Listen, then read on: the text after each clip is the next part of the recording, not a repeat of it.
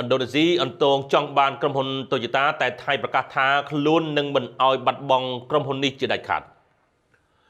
លោកវរាវុធស៊ីឡាបអាឆារ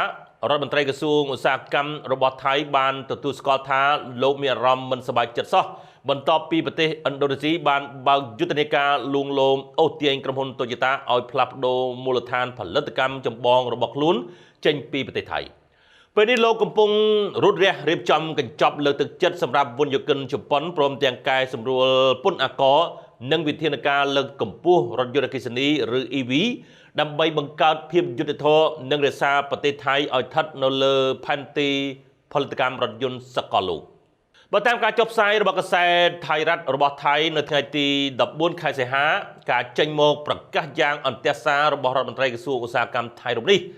ធ្វើឡើងបន្ទាប់ពីរដ្ឋាភិបាលឥណ្ឌូនេស៊ីបានបើកយុទ្ធនាការយ៉ាងសកម្មដើម្បីអន្តងនិងលួងលោមក្រុមហ៊ុន Toyota ឲ្យផ្លាស់ប្ដូរមូលដ្ឋានផលិតកម្មដ៏ធំរបស់ខ្លួនចេញពីប្រទេសថៃទៅកាន់ប្រទេសឥណ្ឌូនេស៊ីដោយសន្យាផ្ដល់កញ្ចប់លើកទឹកចិត្តការវិនិយោគដ៏ធំសម្បើមដើម្បីប្រែក្លាយឥណ្ឌូនេស៊ីឲ្យក្លាយជាមជ្ឈមណ្ឌលផលិតកម្មរថយន្តសកលរដ្ឋមន្ត្រីរូបនេះបានចាត់ទុកប្រទេសឥណ្ឌូនេស៊ីគឺជាគូប្រកួតប្រជែងថ្មីដែលមានភាពទាក់ទាញខ្លាំងប៉ុន្តែប្រទេសថៃនិងជប៉ុនមានទំនាក់ទំនងជិតស្និទ្ធនិងយូរអង្វែងជាមួយគ្នាដោយលោកបានថ្លែងថាថៃត្រូវតែធ្វើការរួមគ្នា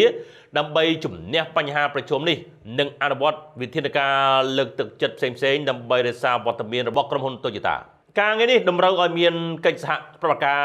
ពីភាគីជាច្រើនក្នុងការរៀបចំយុទ្ធសាស្ត្រដើម្បីទាក់ទាញពួកគេឲ្យនៅជាមួយថៃ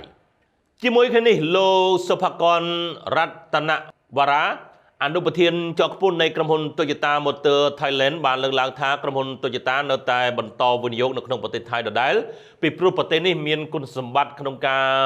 ប្រកួតប្រជែងសំខាន់មួយគឺខ្សែចង្វាក់ផ្គត់ផ្គង់រឹងមាំនិងអភិវឌ្ឍបានយូរអង្វែងតែយ៉ាងណាលោកបានណែនាំឲ្យរដ្ឋាភិបាលថៃពន្លឿនគោលនយោបាយឧស្សាហកម្មយានយន្តឲ្យបានច្បាស់លាស់និងមានតម្លាភាពដើម្បីការពារក្រុមហ៊ុនផលិតក្នុងស្រុក